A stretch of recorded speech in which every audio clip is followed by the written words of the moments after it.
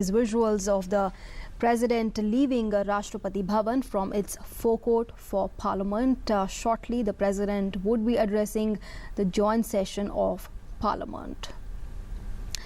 Just a short while back, we heard Prime Minister Modi speak to the media, and the Prime Minister there was speaking about the budget session that's beginning from today. The Prime Minister there said that parliamentary proceedings, all eyes will be on this very crucial budget session, which has a significant legislative agenda. And these are the visuals of the President of India, Pranab Mukherjee, leaving Rashtrapati Bhavan from its forecourt for Parliament at the beginning of the budget session of Parliament. That's beginning from today. The President would be addressing the joint session of Parliament. All eyes will be on the President's address.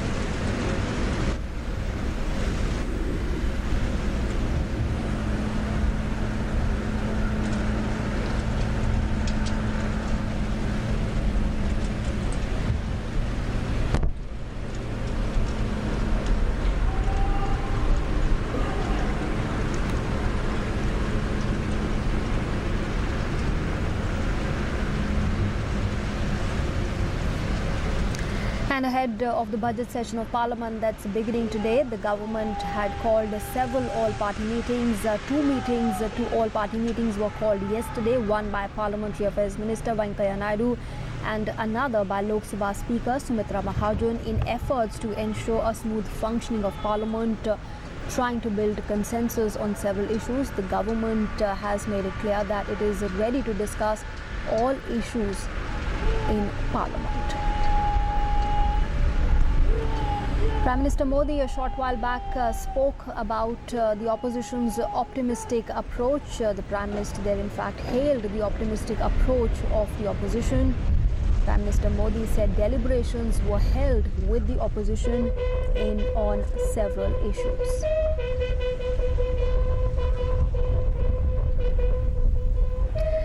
At the moment, what you're seeing on your screens are the visuals of the President leaving Rashtrapati Bhavan from its forecourt for Parliament. The President will be addressing the joint session of Parliament just before the formal beginning of the budget session.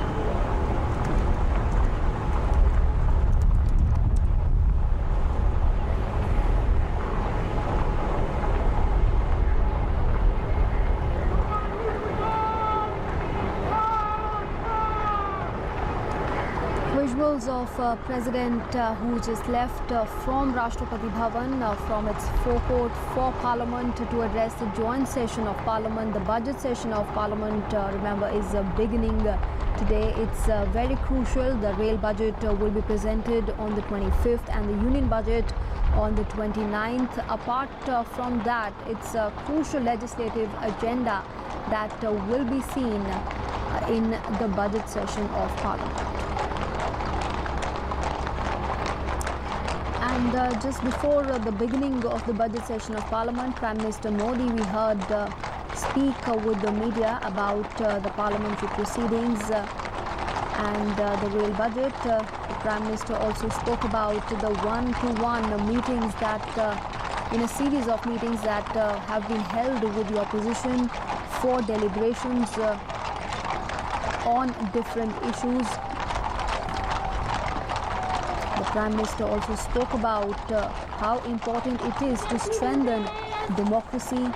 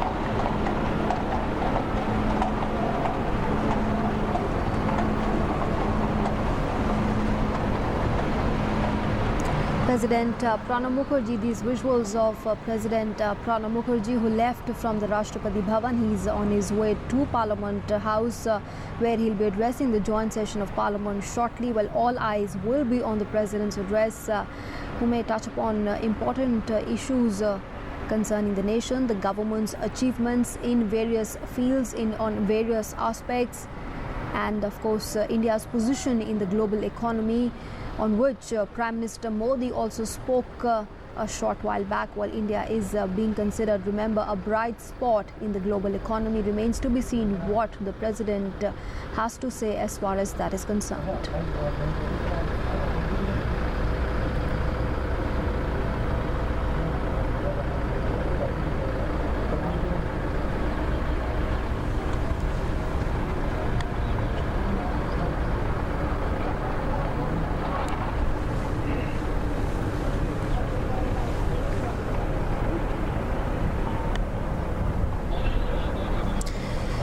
In less than a week's time, 4 meetings have been held related to the budget session. The government is hopeful. Prime Minister Modi also spoke about having a fruitful session, the budget session that's beginning from today.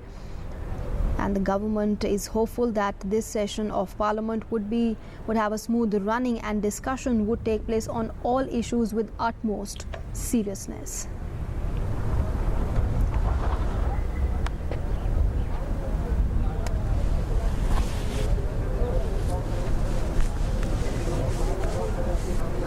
If we can just list out what the legislative agenda for this budget session is, in a short while from now, President Pranab Mukherjee will be addressing the joint session of Parliament. The budget session will start from today with the President's address. On the 25th, the rail budget will be presented. On the 26th of February, economic survey will be presented, and on the 29th, the general budget will be presented.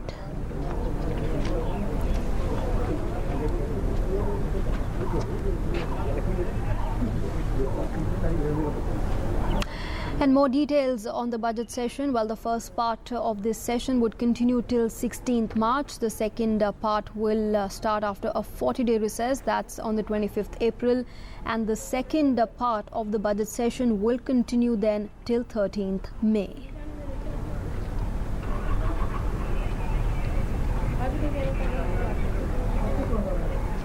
Well, that would mean that this would include a total of 31 sittings.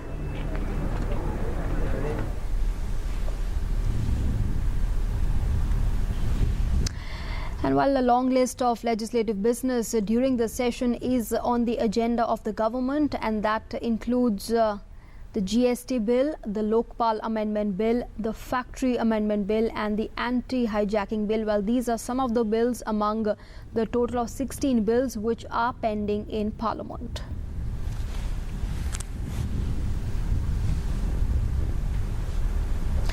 And amongst the 16 bills that are pending in Parliament, 5 bills are in the Lok Sabha and 11 bills in the upper house in the Rajya Sabha.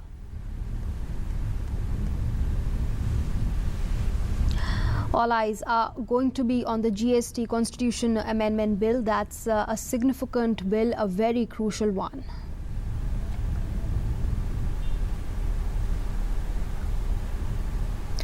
Among other bills pending in Parliament are Real Estate Regulation, Bankruptcy, Lokpal Lokayukta Bill, Whistleblower Protection Bill, Labour Reform are some of the significant bills that are also pending.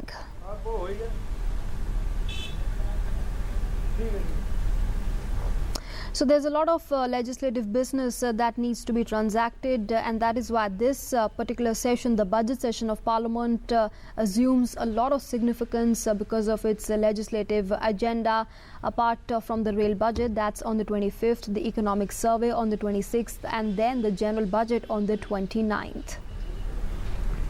The government has been holding all-party meetings to discuss and deliberate in detail the issues concerning the opposition. The nation and the government has said it is ready to discuss all issues concerning the opposition in Parliament.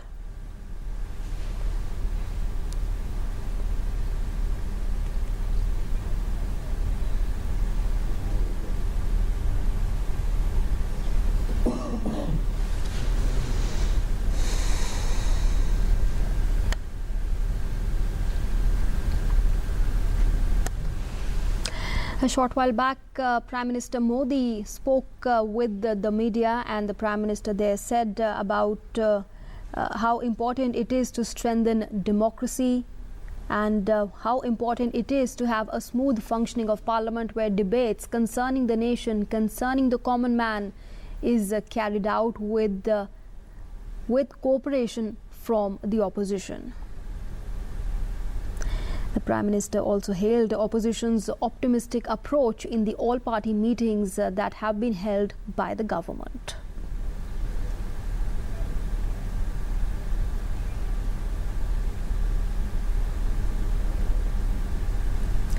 Prime Minister Modi had also spoken about the assurance that the government got in the all-party meetings from the opposition as far as smooth functioning of Parliament is concerned. At the moment, what you're seeing are the visuals of President Pranab Mukherjee, who left from Rashtrapati Bhavan.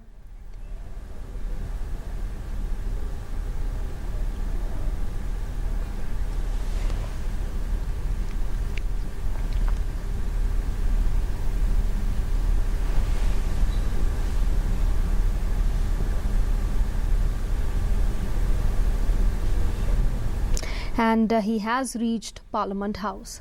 President Pranab Mukherjee has reached Parliament House. Well, these are the fresh visuals of President Pranab Mukherjee reaching Parliament House. In a short while from now, the President will be addressing the joint session of Parliament.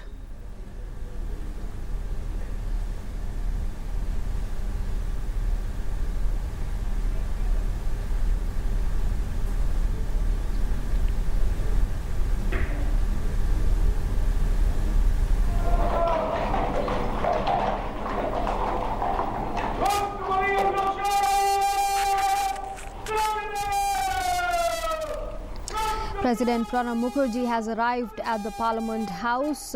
He'll be addressing the joint session of Parliament shortly.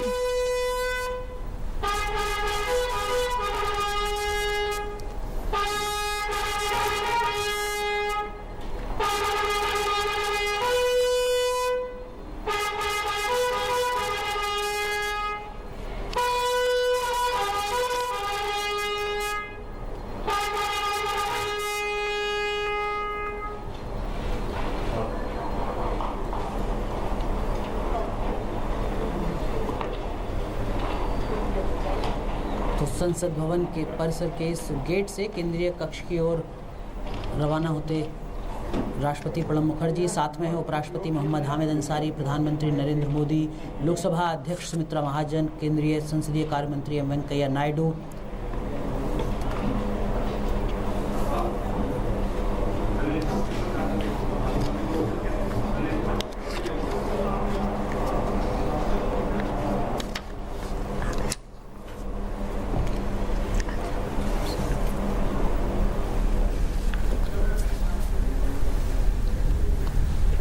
केंद्रीय कक्ष जहां कुछ देर में राष्ट्रपति अपना अभिभाषण देंगे, उसका ऐतिहासिक महत्व रहा है। जैसा शुरुआत में बताया, ब्रिटिश शासन के द्वारा भारत को सत्ता का हस्तांतरण इसी कक्ष में हुआ था। भारतीय संविधान की रचना भी केंद्रीय कक्ष में ही हुई थी। केंद्रीय कक्ष का शुरुआत में इस्तेमाल केंद्रीय विधानसभा और राज्यसभा के ग्रंथागार के रूप में किया जाता रहा। 1946 में इसका स्वरूप बदला गया और इसे संविधान सभा कक्ष में बदल दिया गया। 9 दिसंबर 1946 से 24 जनवरी 1950 तक वहां संविधान सभा की बैठकें हुई। मौजूदा दौर में केंद्रीय कक्ष का उपयोग दोनों सभाओं की संयुक्त बैठकें आयोजित करने के लिए किया जाता है। लोकसभा के प्रत्येक आम चुनाव के बाद, प्रथम सत्र के शुरू होने से पहले और प्रत्येक वर्ष के पहले सत्र यानी कि आज के शुरू होने वाले दिन, राष्ट्रपति केंद्रीय कक्ष के में संसद के दोनों सभाओं को संबोधित करते हैं। केंद्रीय कक्ष में बैठने का जो स्थान है वो भी आवंटित किया जाता है। प्रधानमंत्री, मंत्रिमंडल के सदस्य, लोकसभा के उपाध्यक्ष, राज्यसभा के उपसभापति को जो पहली पंक्ति है वहां स्थान आवंटित किया जाता है। अन्य मंत्रियों को भी एक साथ स्थान आवंटित किया जाता है। लोकसभा और राज्यसभा में विपक्ष के नेता को भी प्रथम पंक्ति में ही स्थान आवंटित किया जाता है। अन्य दलों और ग्रुपों के नेताओं को भी उपयुक्त स्थान दिया जाता है। सभापति, तालिका के सदस्य और संसदीय समितियों के अध्यक्षों को दूसरी पंक्ति में स्थान आवंटित किया जाता है।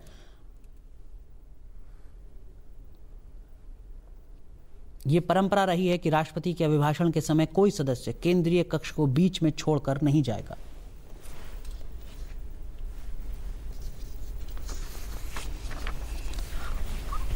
सभासदों, महामहिम राष्ट्रपति जी,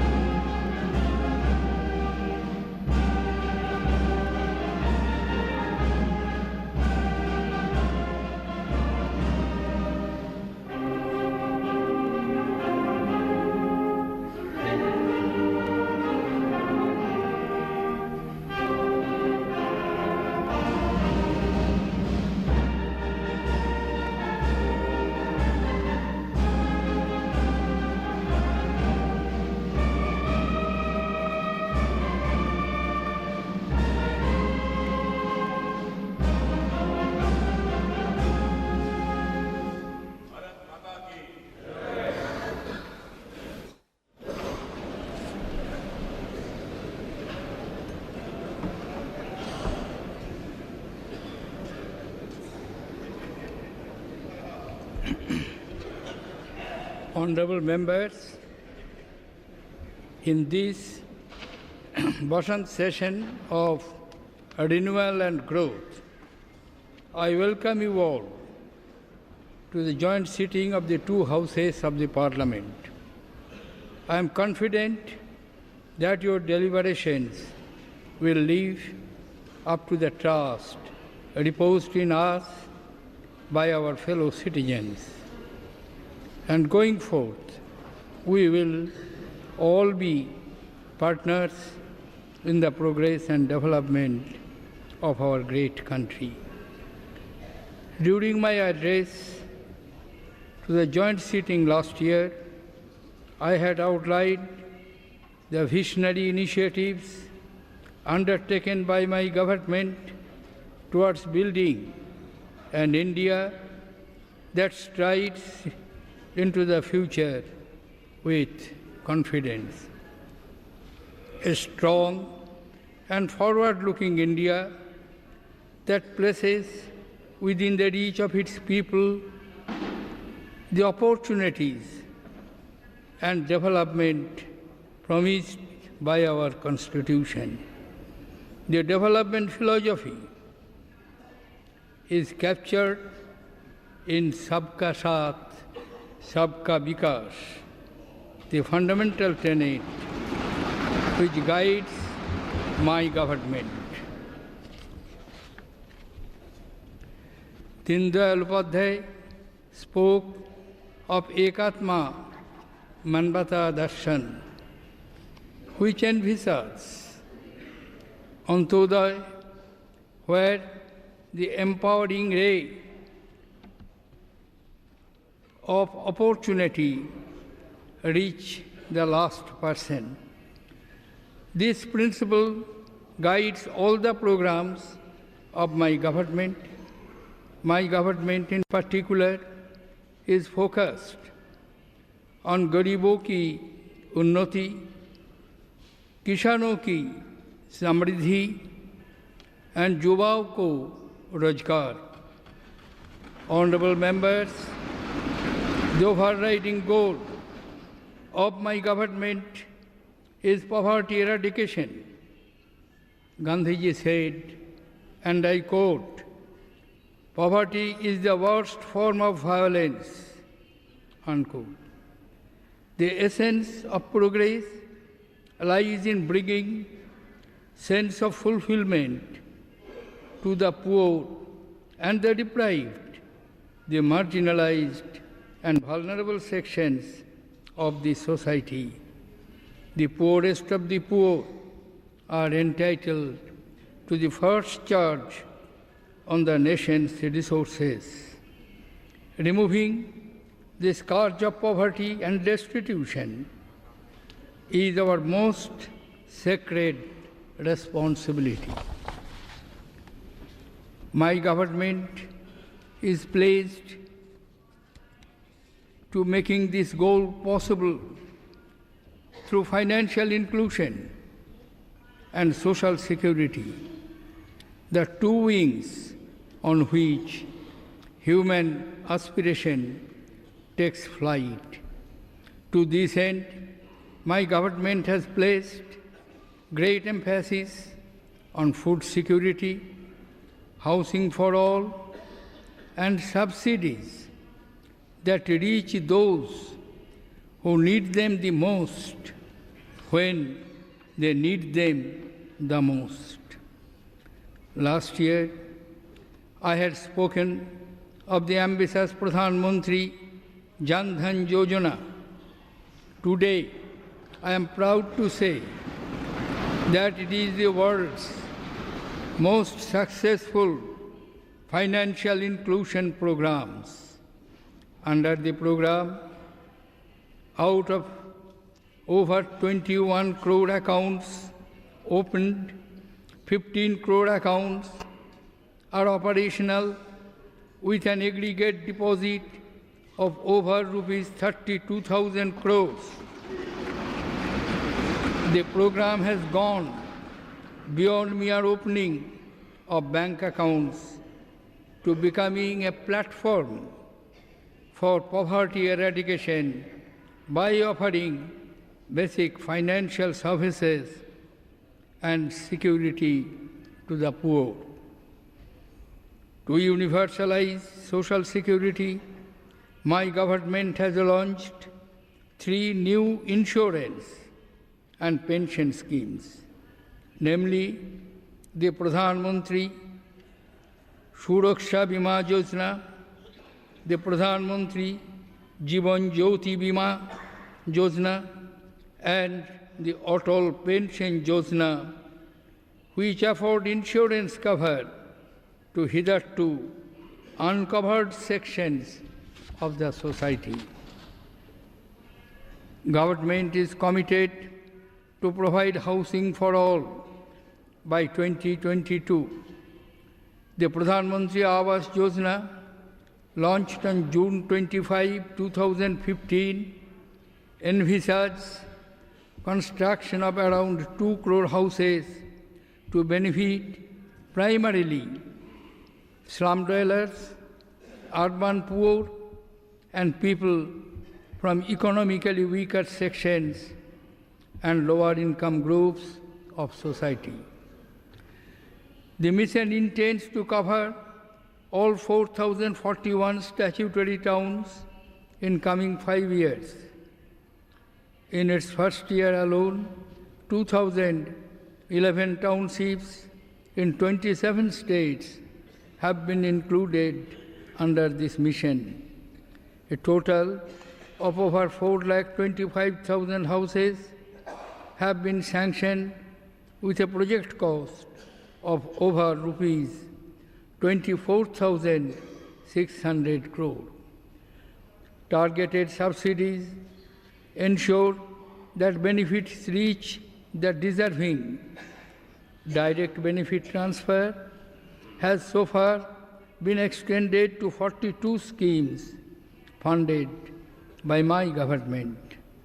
PAHAL has become the largest direct cash transfer program of its kind in the world, with nearly 15 crore beneficiaries. Since June 2014, the food security coverage has more than doubled to cover over 68 crore persons.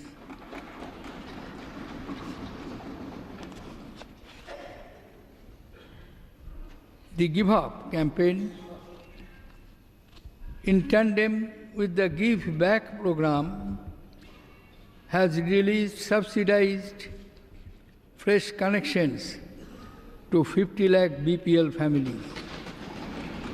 More than 62 lakh LPG consumers have voluntarily surrendered their LPG subsidy under the campaign. The highest number of new cooking gas connections to the rural poor were distributed in 2015. Dr. Ambedkar had said, and I quote, "Political democracy cannot last unless there lies in the base of it a social democracy," unquote. Social justice with inclusion is the first promise of our Constitution, and the poor and the backward are the focus of my government. The Scheduled Caste and Scheduled Tribes Prevention of Atrocities Act has been further strengthened by suitable amendments. The 125th birth anniversary of Dr. B.R. Ambedkar is being celebrated across the country to foster the spirit of social inclusion. 26th of November, the day on which the Constitution was adopted, is now celebrated as Constitution Day to deepen constitutional values amongst the citizens of the country. My government is working to preserve the Panch Tirthas, the 5 sites of Dr. Ambedkar's legacy. Education empowers people And to serve this end, my government has allocated more than 50% of the Ministry of Minority Affairs budget to the scholarship funds. 2 new schemes, Nai Manjil and Ustad, aimed to empower the minorities, have been launched. Currently, about 20,000 madrasa children are undergoing the skill training under the Nai Manjil scheme. Everlasting Flame, an exhibition to showcase the history and the culture of the Parsi community, is being organized next month.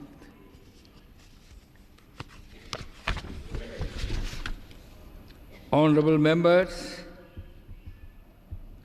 Kisano ki Samriddhi, the well-being of farmers, is vital to the nation's prosperity.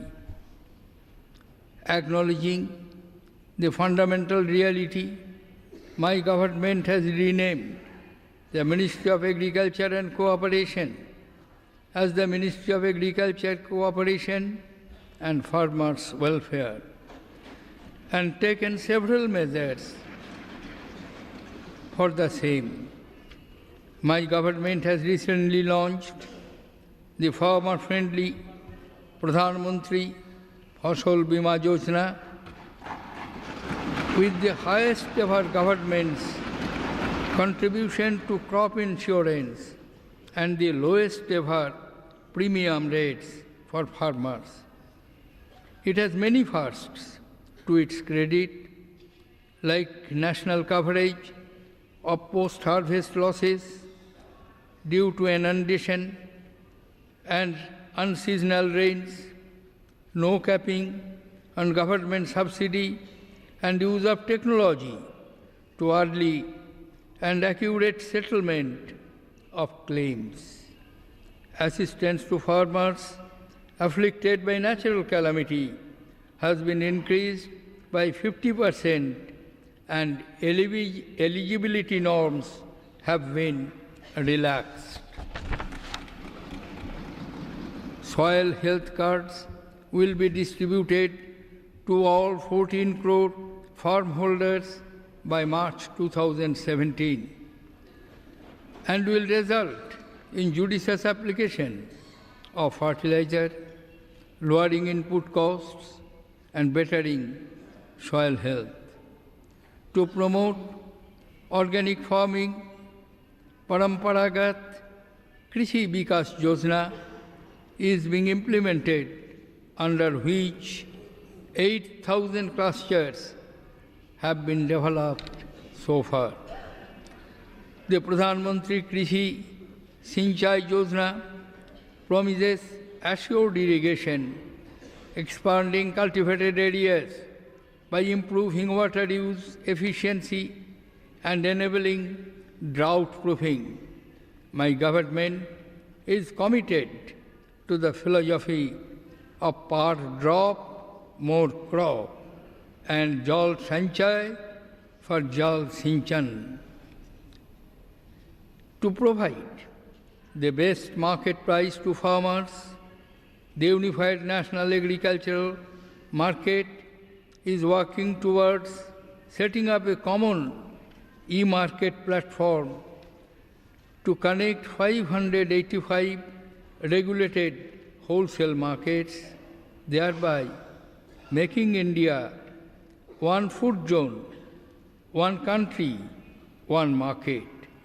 This will immensely benefit our farmers in getting fair and remunerative prices. Targeted policy interventions in the last year have brought down sugarcane area from over rupees 21,000 crore to rupees 1,800 crore. My government notified the new urea policy 2015 with the objective of maximizing indigenous production and improving energy efficiency.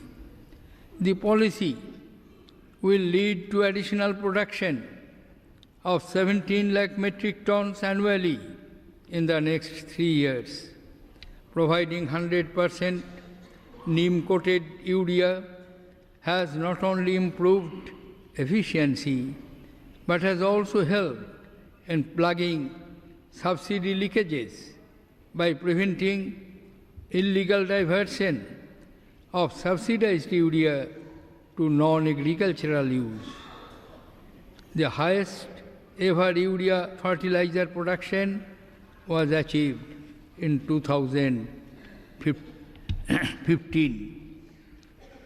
My government recognizes the important role of animal husbandry, dairy, and fisheries sections in the socio-economic development of the country. India continues to be the highest milk-producing country with an impressive growth rate of 6.3%. Implementation of the Poultry Venture Capital Fund and rural backward poultry development has led to highest ever egg production. A blue revolution is underway to ensure the integrated development and management of fisheries with a central outlay of rupees 3,000 crores. To fully harness the agricultural potential of eastern states, the government is taking several steps to usher in second green revolution in the region.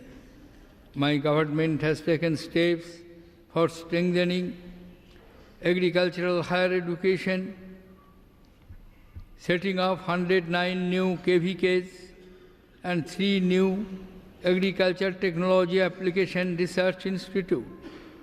A 24/7 Kishan channel has been launched to provide information on policy initiatives, prices, and other agriculture-related subjects for the benefit of farmers.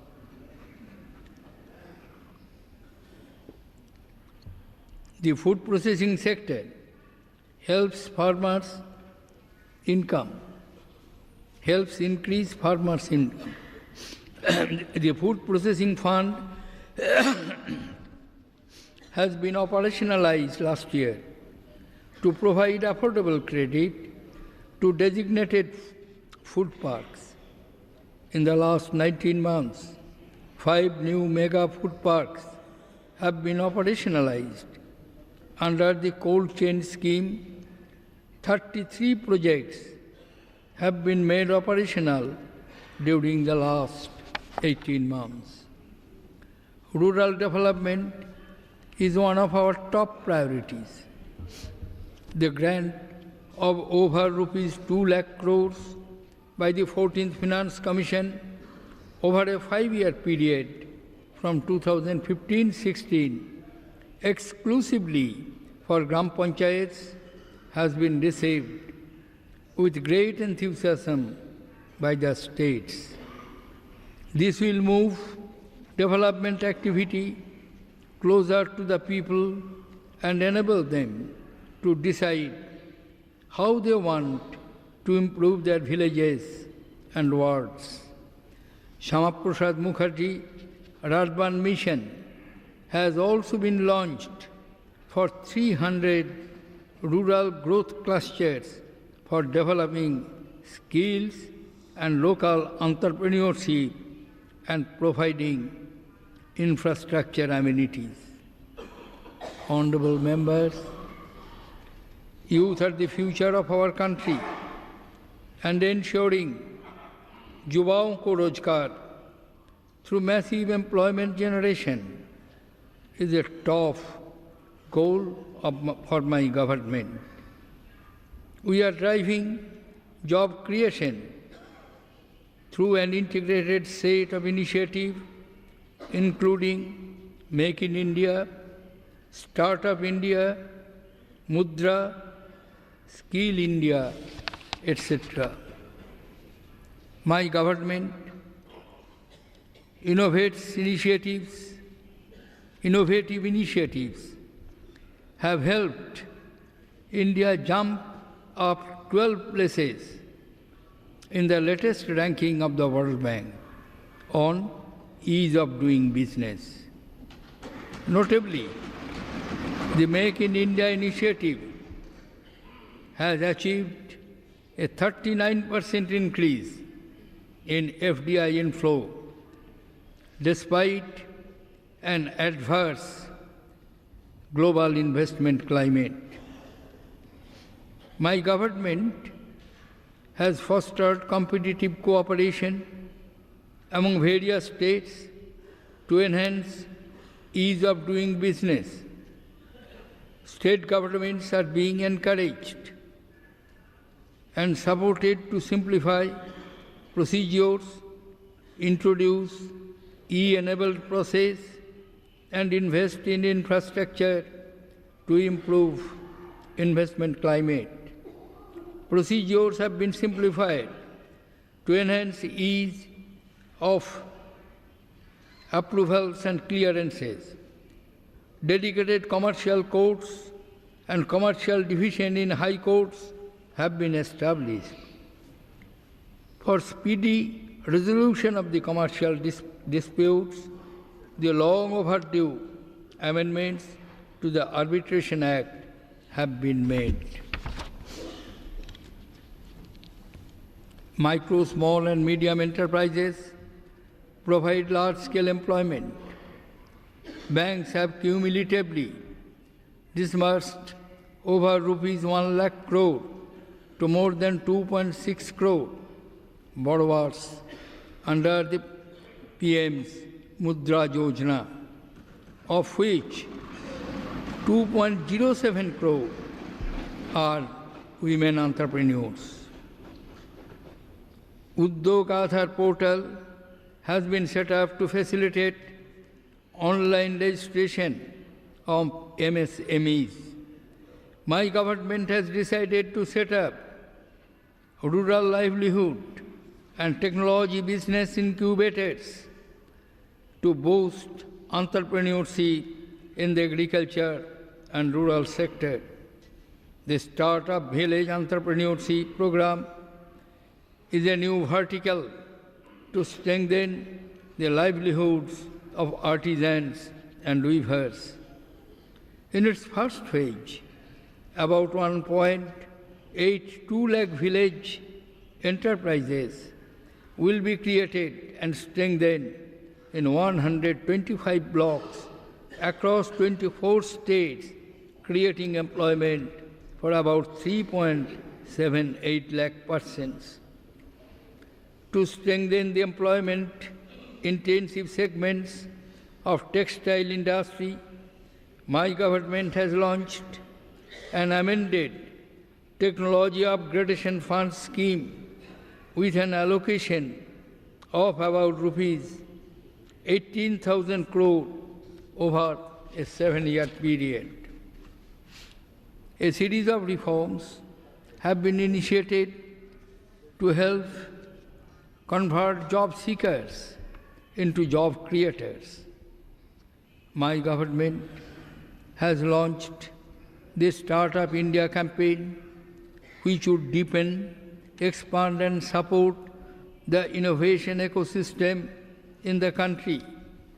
The Mahatma Gandhi National Rural Employment Guarantee Scheme has been revamped to ensure the efficient disbursements of wages, increased transparency and creation of productive assets.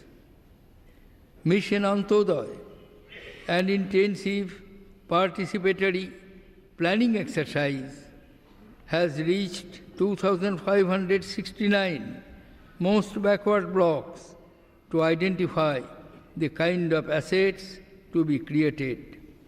My government's mission of skilling India has gained momentum, and during the last year, about 76 lakh persons have been trained. Honorable members, my government aims to create a Shikshit, Swasth and Swachh Bharat, an educated, healthy and clean India, in a reflection of how the spirit of Swachh Bharat has manifested in our primary schools. Over 4,17,000 functional toilets for girls and boys have been constructed. New institutions of excellence in higher education have been set up. 2 Indian institutes of technology, 6 Indian institutes of management, 1 Indian institute of science, education and research, and 1 National Institute of Technology have started functioning. My government has given impetus to research through the launch of Imprint India, whereby scientific goalposts have been identified in 10 fields of research ranging from defense to sustainable living. To enable increased interaction between foreign faculty and our students under the aegis of Gyan, my government in the first cycle invited 400 foreign academicians to teach in India. National Institutional Ranking Framework has been launched for higher educational institutions. The National Scholarship Portal provides a one-stop platform for applications of all scholarships. Sports is the best way to Swasth India. My government successfully hosted the 12th South Asian Games from 5th to 16th February 2016 at Guwahati and Shillong, in which more than 3,500 sports persons from all the SAARC countries participated. The Games were the biggest ever sporting event in the Northeast India. I am happy to inform that we have successfully eliminated maternal and neonatal tetanus well before the global targeted time limit of December 2015. The largest number of children ever fully immunized in a single year was in 2015. My government is leveraging Kayakalp, an inter-institution ranking system, to bring about extensive improvement in cleanliness in our health institutions, reduction of hospital-acquired infections, and better service delivery. My government has placed strong focus on holistic health care, strengthening Ayurveda, yoga and naturopathy, Unani, Siddha and Shoa Rigappa, and homeopathy systems of medicine. The first International Day of Yoga was celebrated on 21st June 2015 world over with immense enthusiasm. To address the problems of malnutrition in a holistic manner, my government is ensuring convergence of the actions of various ministries and programs with a clear focus on measurable outcome.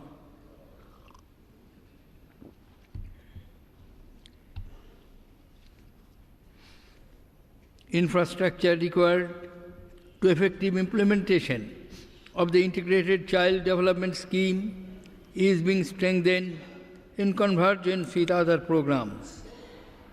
2 lakh Anganwadi buildings are being constructed in 2,534 most backward blocks under Mahatma Gandhi National Rural Employment Guarantee Scheme over a period of 4 years.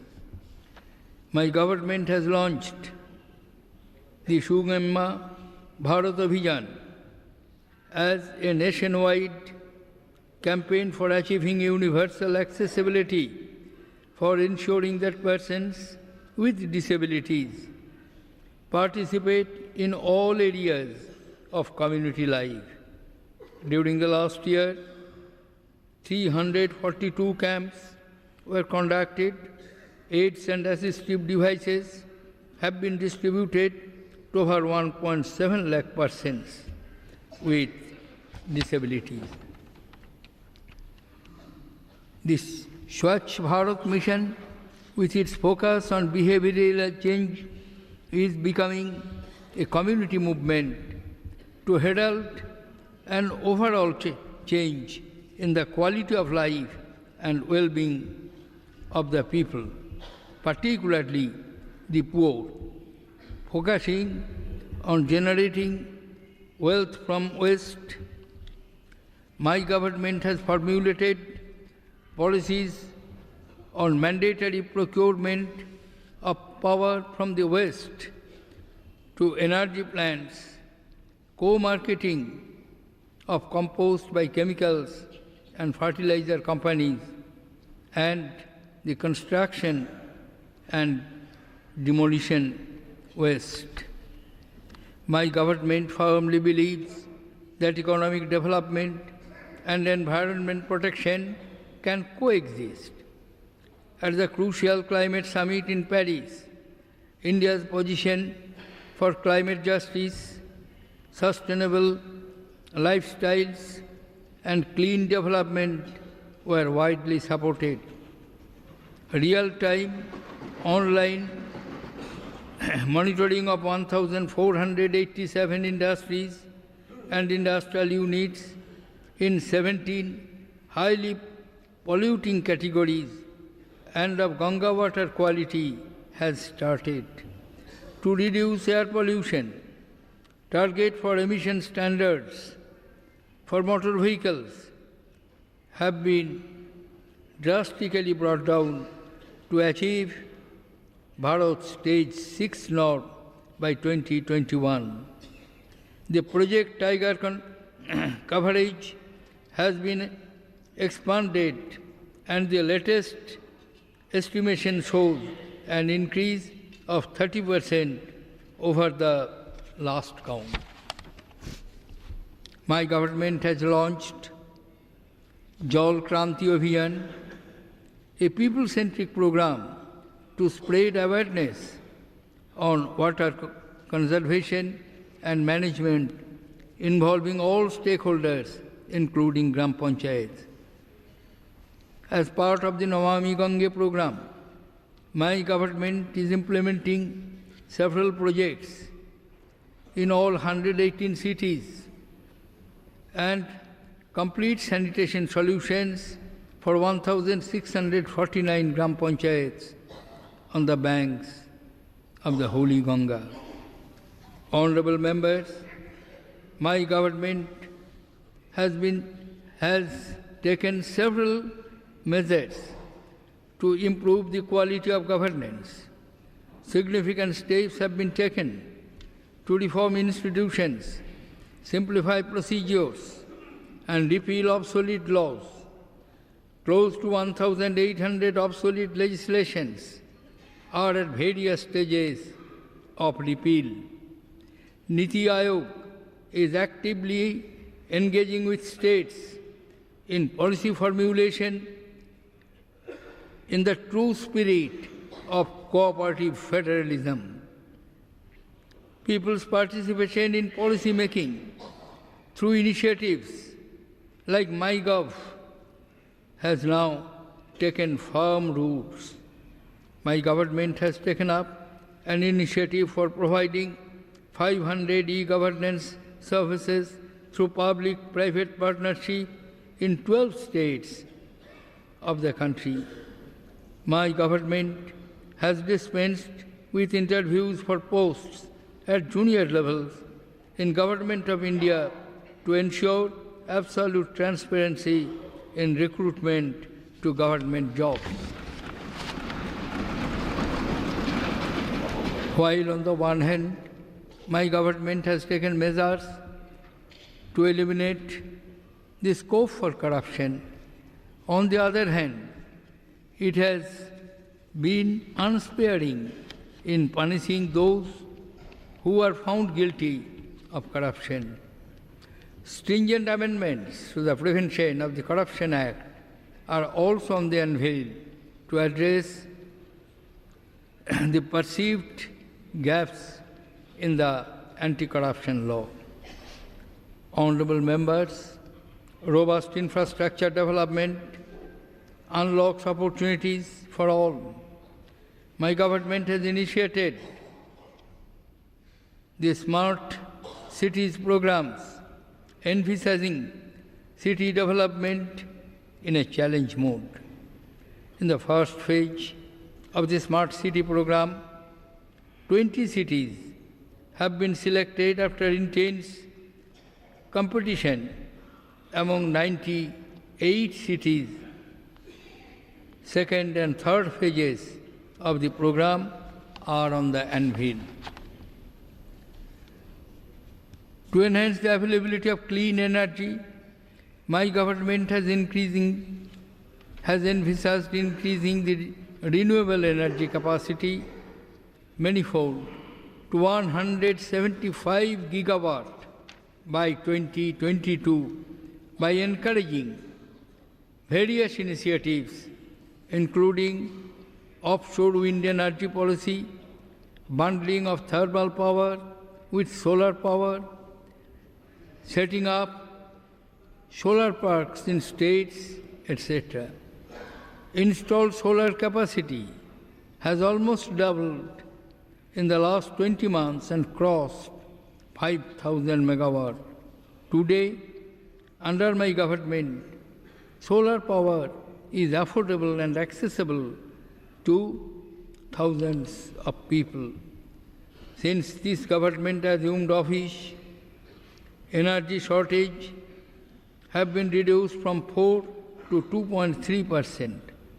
My government is committed to providing electricity to all the census village by May 2018. My government has launched the Ujjwal Discom Assurance Yojana for financial turnaround of the power distribution companies of states and union territories.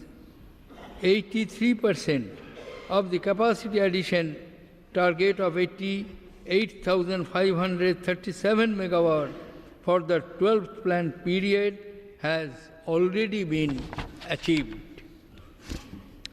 My government has focused on commissioning major transmission projects for reducing congestion in transmission. I am happy to share that available transfer capacity of South India has increased by 71% from May 2014 to December 2015.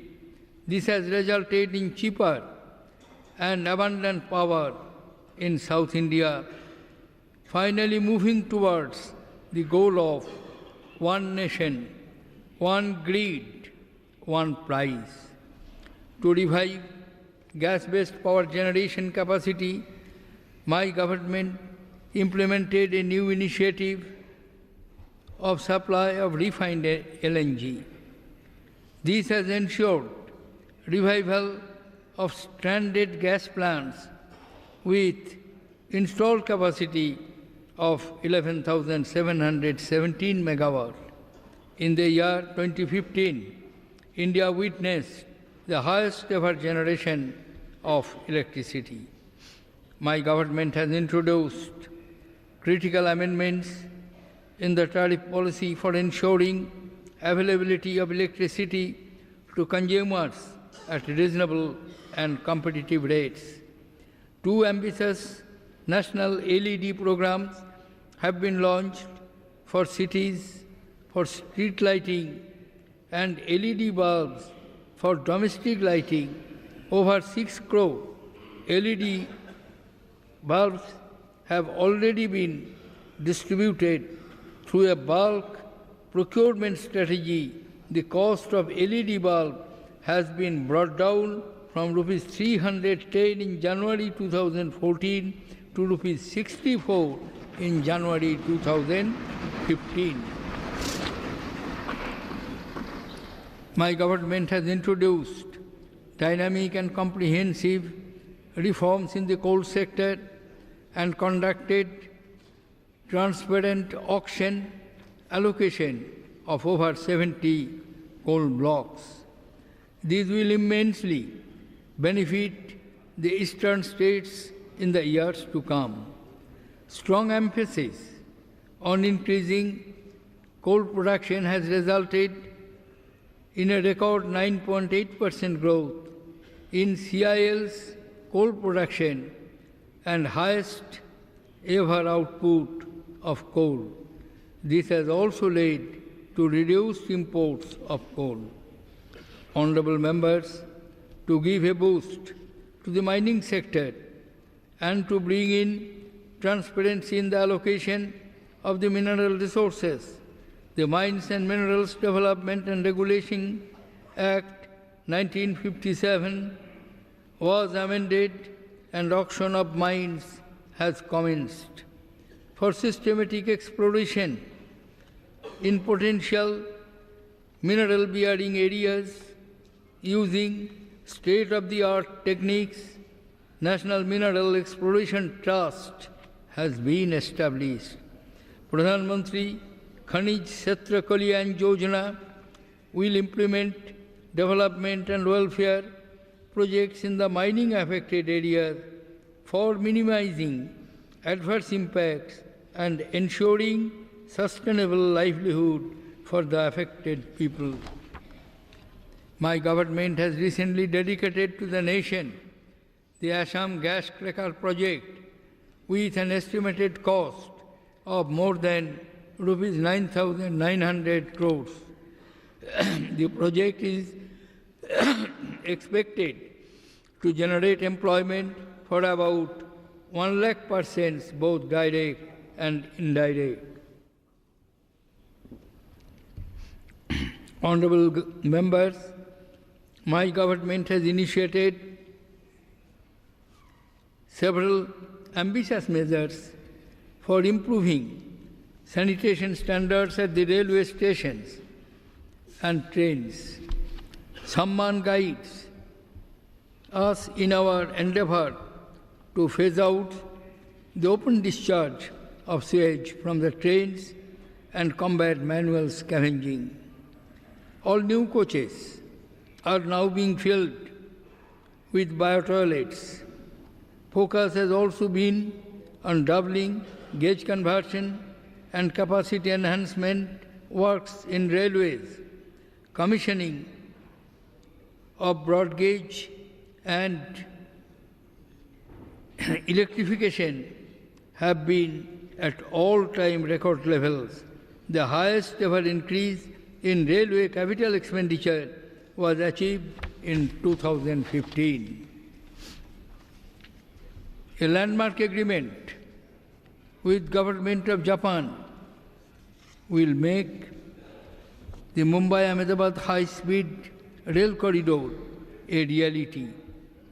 My government has awarded 2 mega projects for setting up of diesel and electric locomotive factories in Mathura and Madhepura respectively. Honourable members, by March 2019, under the Pradhan Mantri Sadak Yojana, 178,000 rural habitations will be connected with all-weather roads. My government has revived a majority of the 73 stalled road projects, completed construction of 7,200 kilometers of highways, and awarded 17,900 kilometer highway projects, which is the highest ever number of new highway kilometer awarded. My government has formulated an umbrella scheme, Bharat Mala, at an estimated cost of over rupees 2,67,000 crores for development of the national highways to ensure connectivity to Char Dham during all seasons. A project of over rupees 12,000 crore has been taken up. A special Green Highway Policy 2015 has been launched for making highways green, and a pilot policy for conversion of the diesel waste into electrical buses have been taken up. The country recorded the highest ever production of motor vehicles in 2015. Guidelines have been issued for the protection of the good Samaritans from harassment in the road accident cases. Honorable members, to rejuvenate the shipping sector with focus on Make in India, my government has launched a scheme for financial assistance to domestic shipyards. Several steps for improving operational efficiency of the major ports and for simplifying rules and process have been initiated. In 2015, India achieved the fastest average turnaround time in ports and the highest ever quantity of cargo handled by major ports.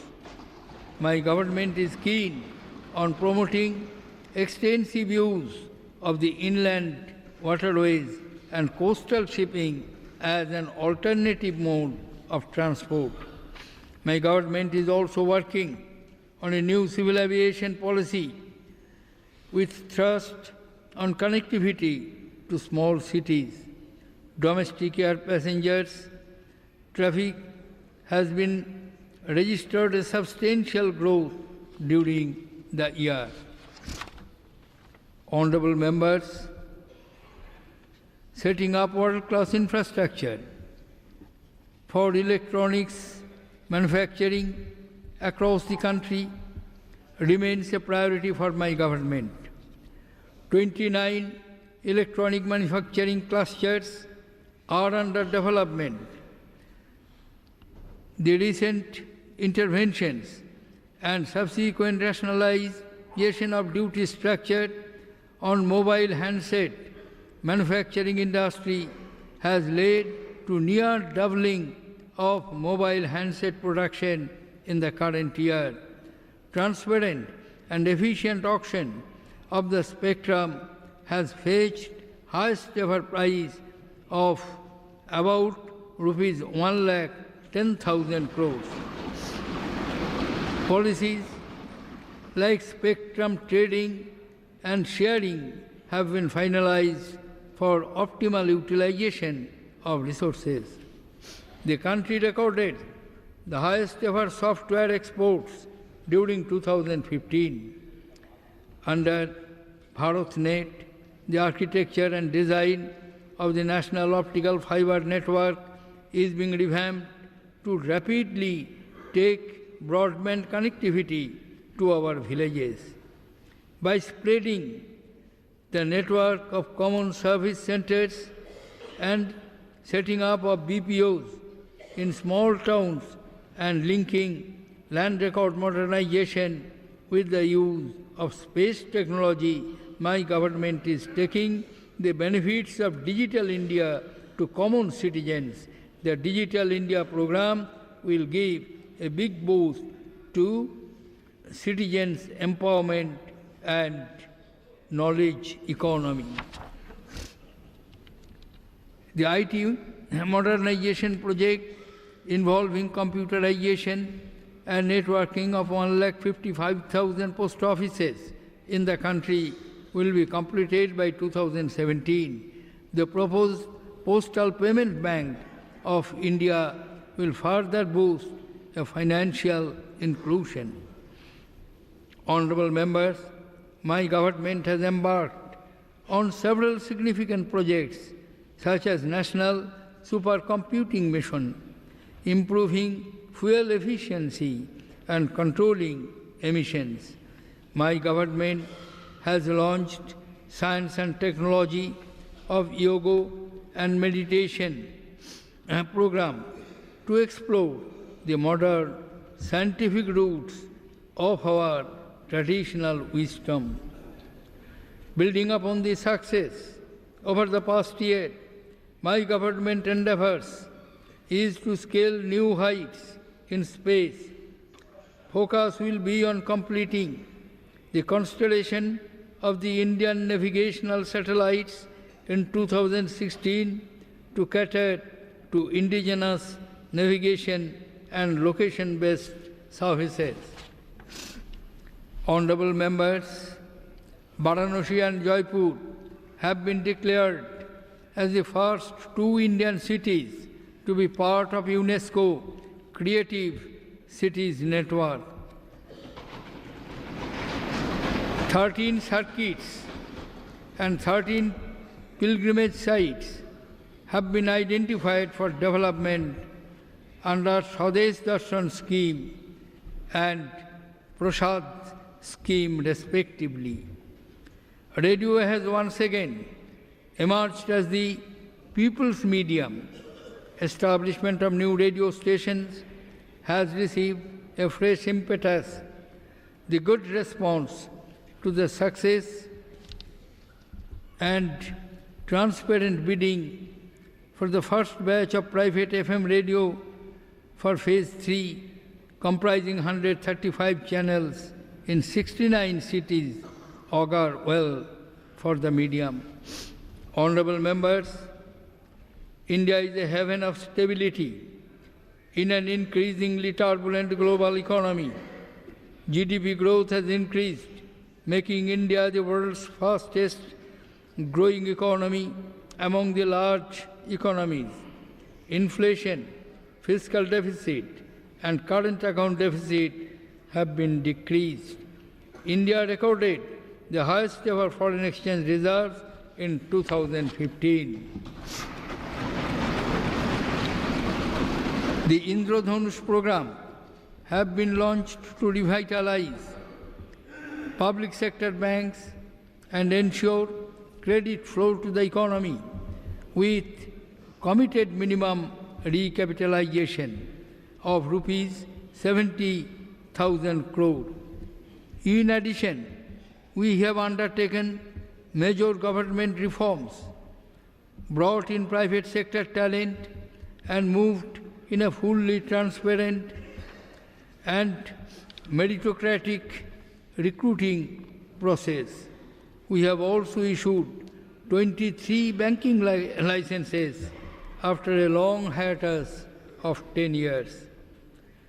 The government's concerted efforts to tackle the menace of black money have started yielding results with the enactment of the Black Money, Undisclosed Foreign Income and Assets, and imposition of the Tax Act 2015. A stringent legislative framework has been put in place to combat the menace. The government has launched the Gold Monetization Scheme and the Sovereign Gold Bond Scheme in November 2015 to ensure productive utilization of the idle assets. The government has taken a number of measures to put in place a simplified, progressive, and non-adversarial tax regime by incorporating internationally prevalent best practices in tax administration. A gamut of taxpayer facilities that is, e-filing of returns and various forms, electronic processing and retrieval of documents, and online grievances redressal are now available to the citizens. Honorable members, my government is fully committed to firmly deal with the challenges concerning the security of the country. Terrorism is a global threat, and strong counter-terrorism measures are necessary worldwide to eradicate it completely. Let me congratulate the security forces in successfully foiling the recent attack at the Pathankot airbase by terrorists. Firm and effective steps will be taken to deal with any situation arising out of the cross-border terrorism. There has been significant improvement in the overall security situation in the northeastern states, left-wing extremism affected states. This has been made possible through sustained efforts and measures taken by the intelligence agencies and security forces in collaboration with the state governments. The country had to face severe drought and floods in some states. The unprecedented floods that submerged Chennai in December last year brought untold human sufferings and economic loss. My government stands with the people who have faced natural calamities and has immediately forwarded physical and financial resources to the states to handle such disasters. An amount of more than rupees 13,000 crore has been released under the State and National Disaster Program Fund. Honorable members, defense procurement procedures has been streamlined with a focus on indigenously designed, developed, and manufactured weapon systems. We are working to ensure that our armed forces will be equipped with the most capable and sophisticated armaments in the world. In our country, Shakti, which means power, is the manifestation of female energy. This Shakti defines our strength. My government has approved the induction of women as short service commission officers and as fighter pilots in the Indian Air Force. In the future, my government will induct women in all fighter streams of our armed forces. My government has initiated several measures to ensure safety and security of women, which include nationwide emergency response systems, a central victim compensation fund, cyber crime prevention against women and children, and organized crime investigation agencies, and an integrated emergency response management system for women's safety in the railways.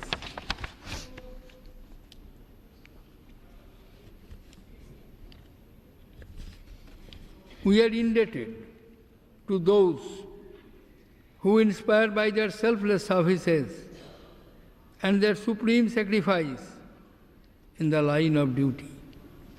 Acknowledgement must not hinge on ceremony or noble gestures of gratitude alone. In spite of huge financial implication of more than rupees 7,000 crore per year, my government has fulfilled its commitment to implement 4 decades-old demand of one rank, one pension.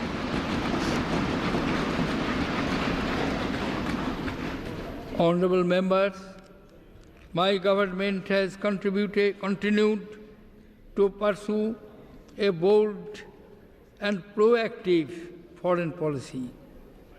The primary objective has been to accelerate national development with emphasis on improving India's access to capital, technology, resources, energy, and skills.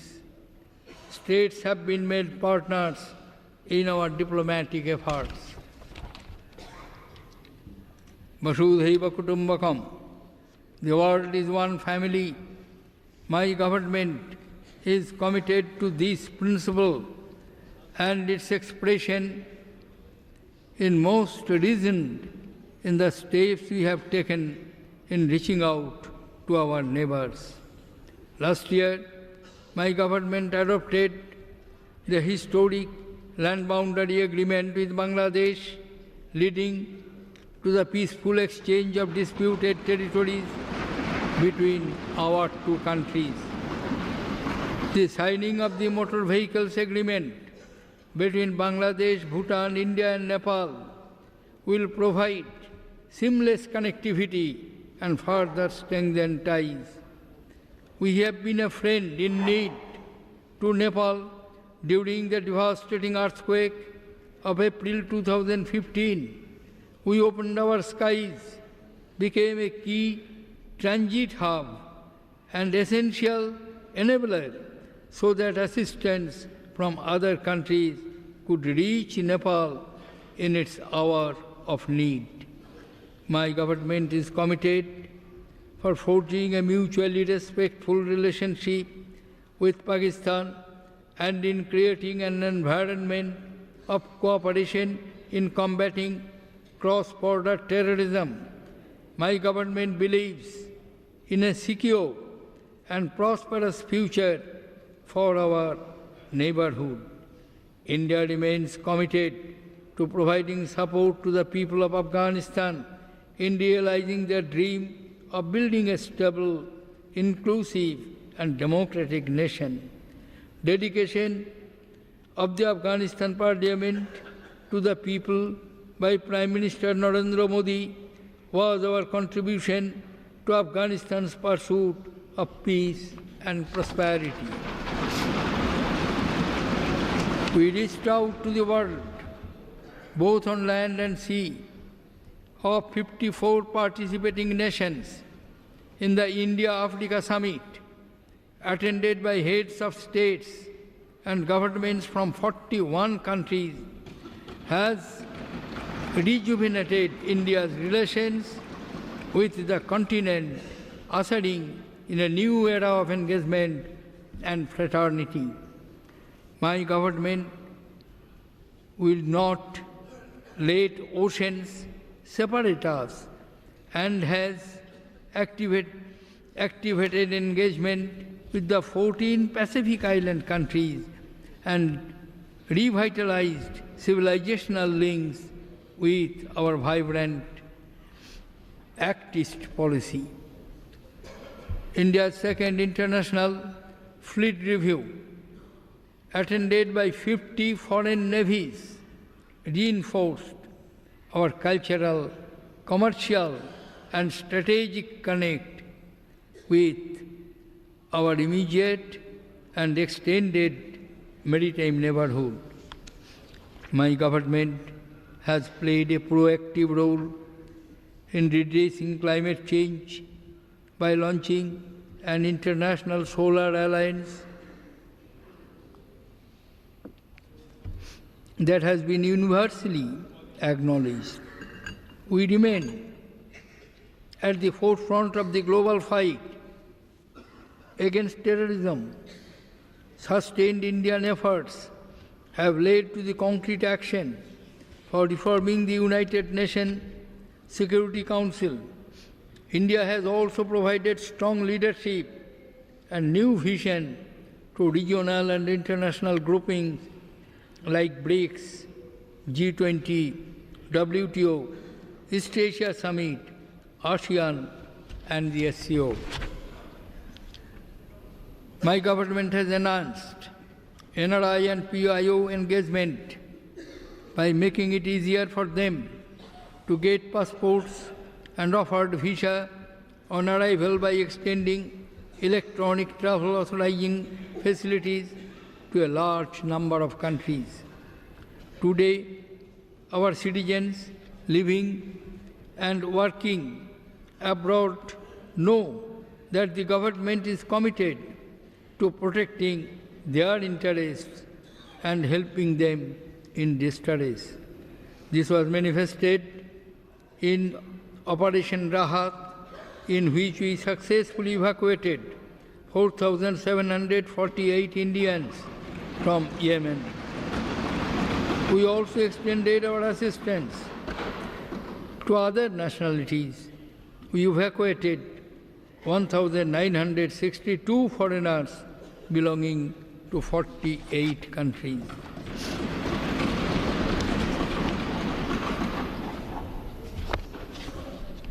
Honorable members, my government is focused on Sabka Vikas, beyond just the economic advancements that dominate headlines.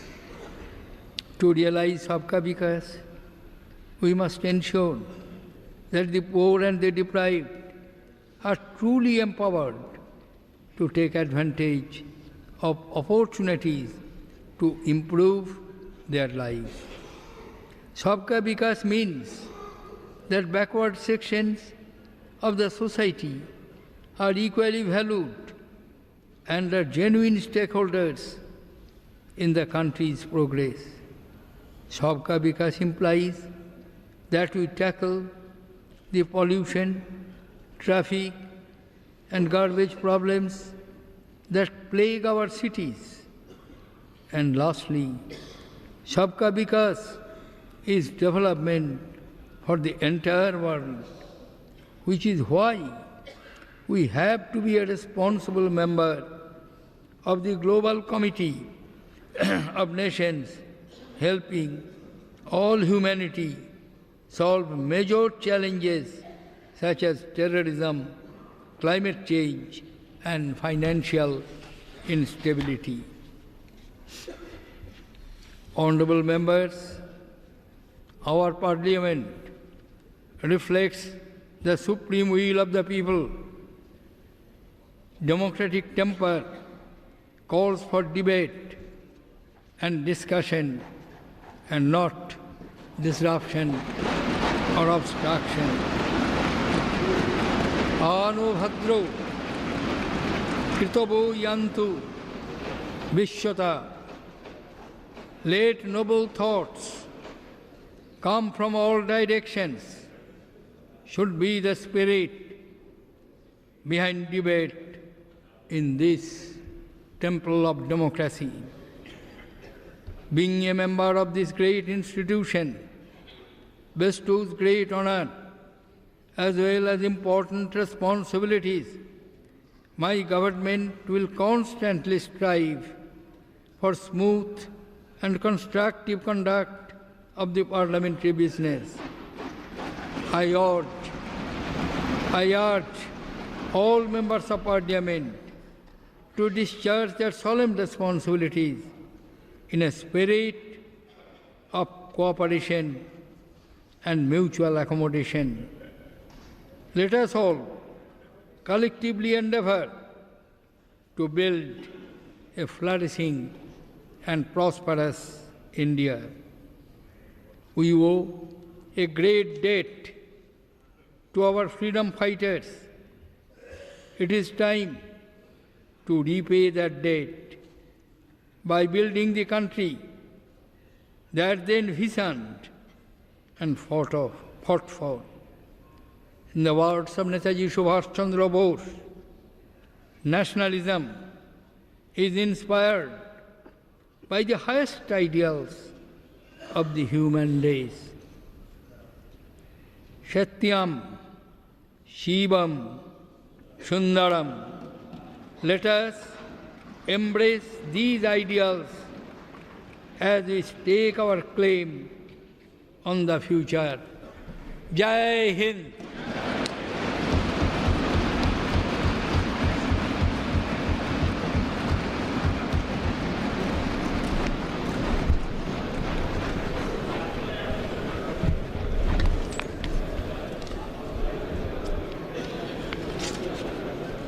आदरणीय राष्ट्रपति जी, आपने यहाँ अभी संसद के संयुक्त अधिवेशन में अभिभाषण किया है।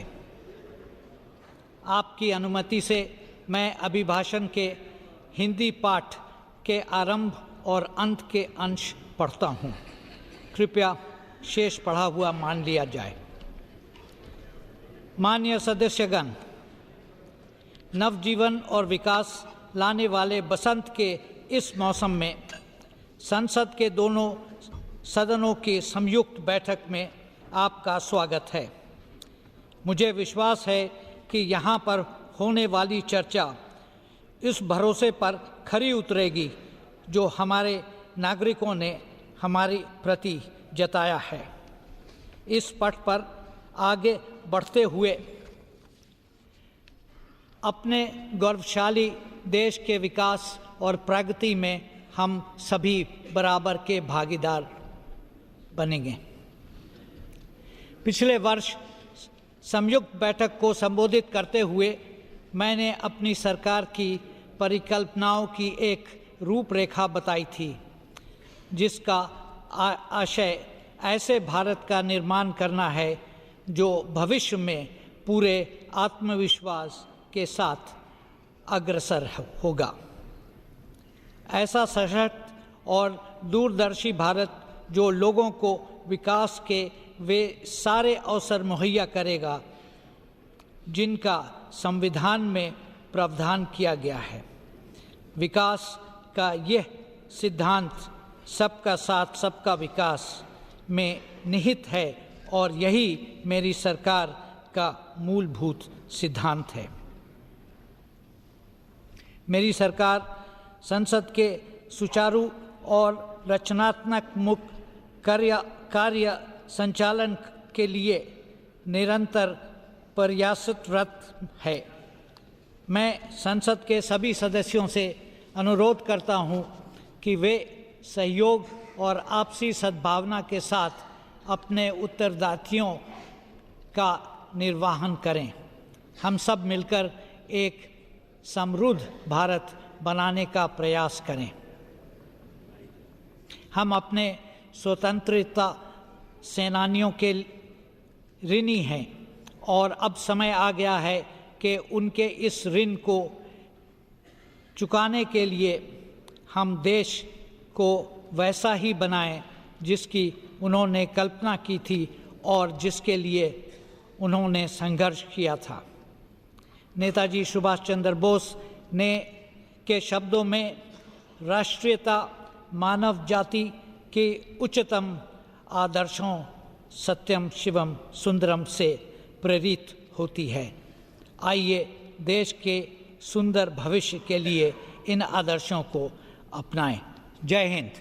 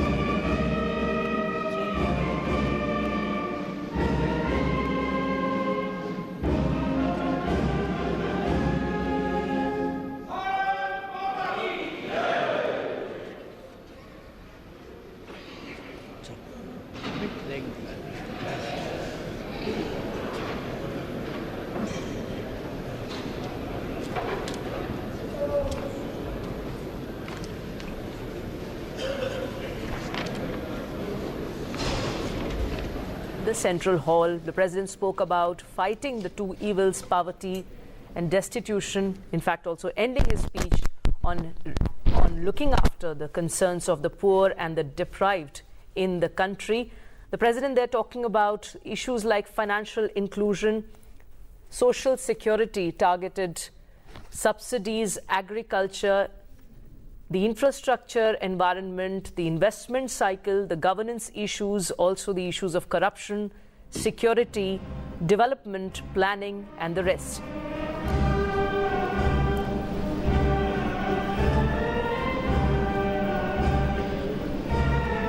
The President there also talking about the employment to the youth, युवाओं को रोजगार, as he said, as one of the key issues, and ending his speech particularly urging upon the MPs to show cooperation and mutual accommodation within the House and ensure that the idea of a flourishing and a prosperous India can be propagated through its parliament. Satyam Shivam Sundaram, as he quoted, should be practiced in principle. Nationalism means humanism, something that the President reiterated during his speech, his 1 hour 15-minute long speech. तो कई अहम बातें राष्ट्रपति प्रणब मुखर्जी ने कही। उन्होंने कहा कि मेरी सरकार एक ऐसे भारत का निर्माण करना चाहती है जहां आत्मविश्वास हो, समान अवसर हो, नीतियों के स्तर पर दूरदर्शिता हो और विकास सबके लिए। ये अवधारणा जमीनी स्तर पर भी फलीभूत होती दिख सके। समृद्ध भारत बनाएं, आज़ादी के लिए शहादत देने वाले लोगों का जो सपना था भारत को लेकर, ये समय है कि हम उसको याद करें। ये बात राष्ट्रपति प्रणब मुखर्जी ने अब से कुछ देर पहले संसद भवन के केंद्रीय कक्ष में कही। बजट सत्र का आज पहला दिन है, आज से शुरुआत हो चुकी है। 2 चरणों में ये सत्र चलना है और जिस तरीके की परंपरा है, नियम है कि बजट सत्र के पहले दिन की शुरुआत राष्ट्रपति के अभिभाषण से। कई अहम बातें लगभग 1 घंटे से ज़्यादा लंबे इस अभिभाषण में राष्ट्रपति ने कही हैं, जिसमें बताया है कि सरकार ने बीते 1 साल में किस तरीके के कदम उठाए हैं अलग अलग क्षेत्रों को लेकर, चाहे वो कृषि की बात हो, अर्थव्यवस्था की बात हो, ऊर्जा की बात हो, वित्तीय समावेश की बात हो, शिक्षा की बात हो, निवेश के मोर्चे पर किस तरीके का काम सरकार के द्वारा किया गया है, ग्रामीण विकास के लिए क्या कुछ कदम उठाए गए हैं और आने वाले दिनों में किस तरीके का रास्ता, किस तरीके का विजन सरकार का है। Interestingly, striking a balance between a lot of issues from economic development to sustainable growth to ensuring that India grows at a pace faster than the other economies, at the same time striking a balance in foreign relations with the neighboring countries and ensuring that all these sectors are able to get their due. There is also greater wealth in the country and lesser imbalances. Security being one of the crucial issues, defense procurement, fuel and energy sustainability, efficiency, also one of the key areas which the President hinted at, and 3-4 including important factors like financial stability.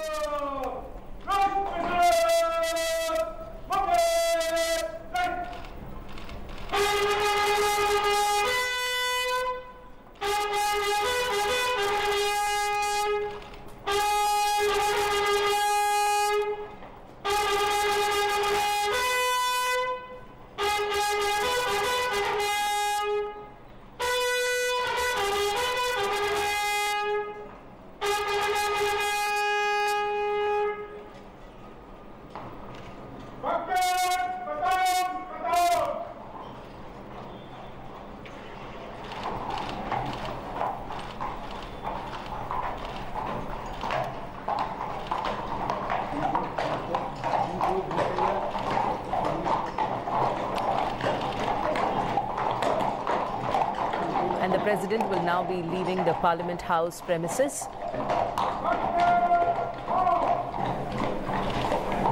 The President's guard along with the buggy is there. And the President will now be leaving the Parliament House premises. तो 16वीं लोकसभा के 7वें सत्र की शुरुआत आज से हो चुकी है। राष्ट्रपति प्रणब मुखर्जी ने अब से कुछ देर पहले संसद के केंद्रीय कक्ष में दोनों सदनों के सदस्यों को संबोधित किया। लगभग सवा घंटे के इस अभिभाषण में अलग अलग क्षेत्रों को लेकर सरकार का बीता 1 साल का कामकाज किस तरीके का रहा उसका जिक्र किया ही साथ आगे का विजन किस तरीके का है, नीतियों के स्तर पर कैसे काम होना है, कैसे एक भारत श्रेष्ठ भारत की दिशा में आगे बढ़ना है, कैसे सबका साथ सबका विकास की दिशा में आगे बढ़ना है, इस नारे को भी राष्ट्रपति ने आगे रखा। और संसदीय व्यवस्था के लिहाज से जो अहम बातें राष्ट्रपति ने कही, उन्होंने कहा कि ये लोकतंत्र का मंदिर है, इसकी गरिमा को समझना होगा, रचनात्मक व्यवहार सांसदों को, जनप्रतिनिधियों को अपना दिखाना चाहिए, अपनी जिम्मेदारी निभानी चाहिए। इस तरीके की अपील राष्ट्रपति ने आज अपने अभिभाषण में की है। Highlighting the strengths of the parliamentary democracy, the President called for debate and not for disruption. And he also urged upon the MPs to discourage such tendencies, called upon the MPs to show cooperation and mutual accommodation of views, ideas within the Parliament. Parliament is a space to debate and show dissent on ideas, but not to disrupt the House and the proceedings. और जिस तरीके की व्यवस्था है उसके मुताबिक राष्ट्रपति के अभिभाषण की समाप्ति के आधे घंटे के बाद दोनों सभाएं यानी राज्यसभा और लोकसभा अपने अपने सदन में अलग अलग बैठकें करती हैं और राष्ट्रपति के अभिभाषण की एक प्रति सभा